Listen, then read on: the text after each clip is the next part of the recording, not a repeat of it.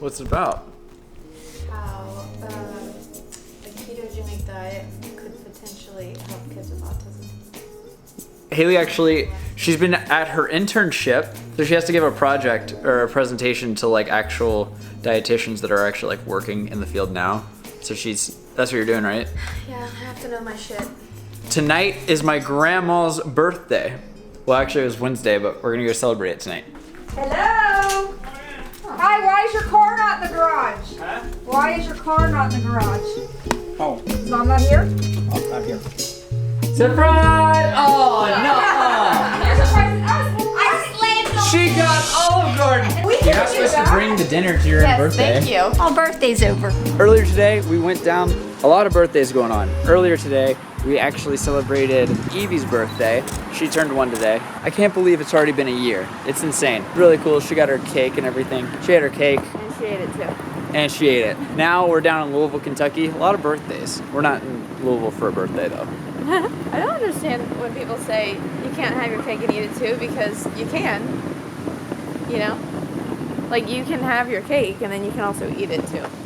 Am I an idiot? Am I not understanding correctly? Did you? I think I did. I don't know. I can't. Just press it. Hi. Hey, Okay, thanks. Did you say you can come in now?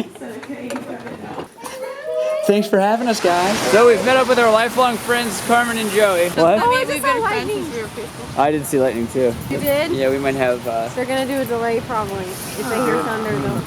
we're trying to go to the FC Cincinnati Louisville game down here in Louisville, but it's been rainy all night long. Hopefully they can get this in. So I had plans to finish this video down in Louisville, right? The game actually got rained out, so we just watched the Bengals the next day and anyways, I thought of a better idea. I wanted to take this opportunity to talk about what I've learned over the last 5 years. So 5 years ago, I started my YouTube channel and it's grown to be my career. Not specifically YouTube, but I used it to leverage like everything that we do. Here are the tips that I wish I would have given myself 5 years ago today. 1, feast or famine. I feel like this is true for anybody who owns their own business. There's gonna be times where you were just killing it. Like you're gonna be thinking like, I gotta turn work away because I don't have time to complete projects in a specific time frame. But then there's times where you're dry and you're rolling off of all those projects that you're doing in the past. This is just like that natural wave of owning your own business. So it kind of takes some guts to stick to that because at first it was very, very scary starting out. Granted, this was pre-Utah move. So I quit my job in a pizza kitchen and I was just doing like YouTube and stuff and like doing like some like side art projects and stuff. Like I painted a church, stuff like that. That was back when I was like more into painting and like fine art stuff. But ever since then, there's never been a time where we weren't making money. No matter what you have to do, you have to find a way to basically get income coming in so you can grow yourself moving forward. And you have to not get spooked when you're not getting projects, because in the next month, next week, or even tomorrow, you may land a giant project that you never even knew about. 2, what is usually easiest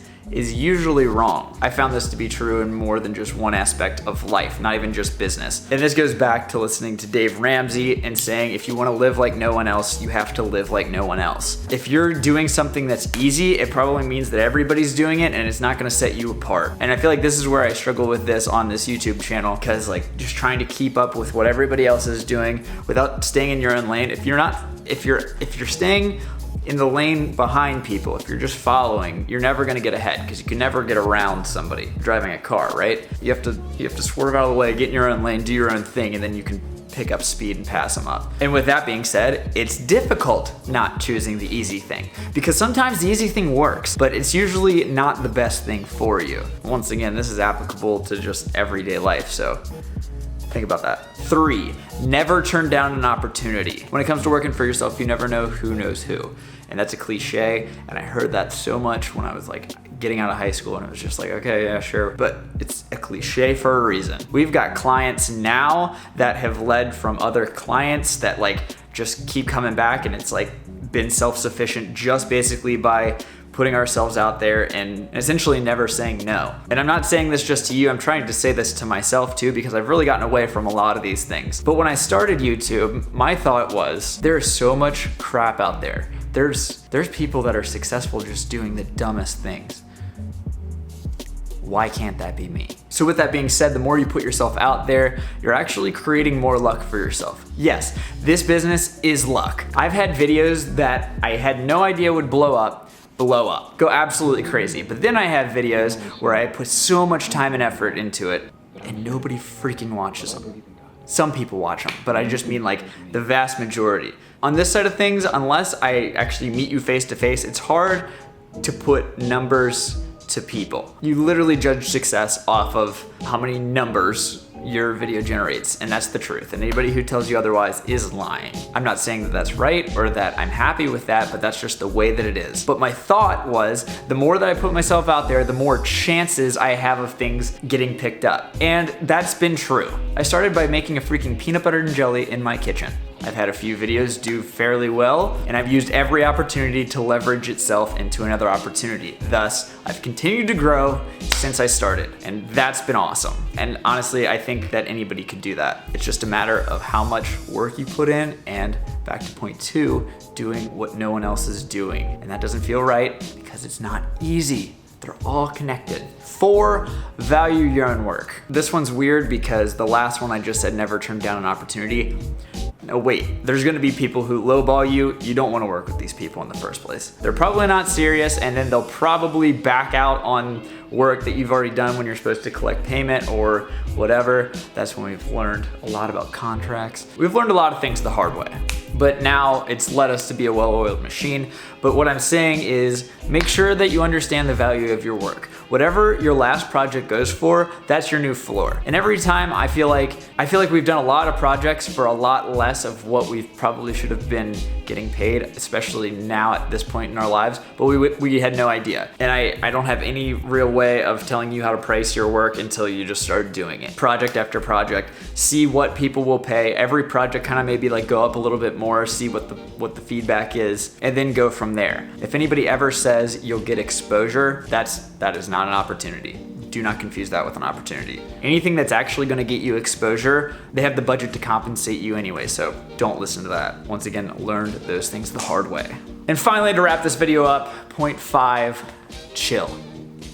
Freaking chill. Honestly, this profession, this career is 24/7, 365 days a year. There is never any time where you're not like, okay, since you're your own boss, you're always constantly like, even when you're like sitting at home watching a movie, you're constantly thinking, okay, what do I price this next project at? I have 4 things with a deadline of Monday and it's Friday night. Like, you're always behind. Always. Chill. It's fine. Break things down into one point at a time, and back to point 1, it's gonna be feast or famine. So like, you're gonna be crazy busy, but then there's gonna be times where you're like, okay, now what?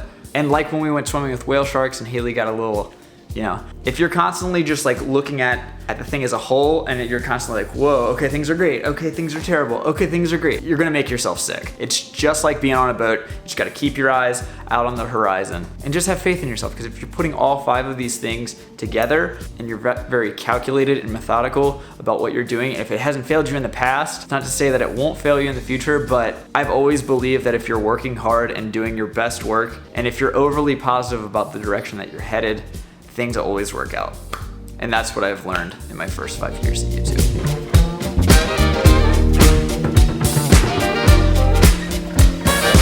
Today's video is brought to you by Pet Pod. Pet Pod is a nutrient-rich energy drink, and they come in these little tubes. There's also these little packets. There's 2 flavors that they sent me. One's citrus and the other one is berry. And they basically are really cool because they're portable. You can take them with you anywhere. They come in this little dissolvable tablet form that can dissolve in water, which is super convenient. They're really nutrient dense, which I really appreciate, being that I'm into nutrition and stuff like that. They're really rich in vitamin C and vitamin B complex. And for that reason, they can kind of act like a multivitamin and helps with immunity energy, obviously, because of the caffeine. They're also free of sugar, gluten, GMOs, they're vegetarian, and they're also really low in calories. All of these things are not really common in your typical energy drink, and that's why Pet Pod's kind of unique. The reason I like it is because it's usable in a variety of situations, whether that's to fuel your workout, your workday, your travels, jet lag, anything like that. You can get 50% off your first order of Pet Pod with the discount code TRIBE50.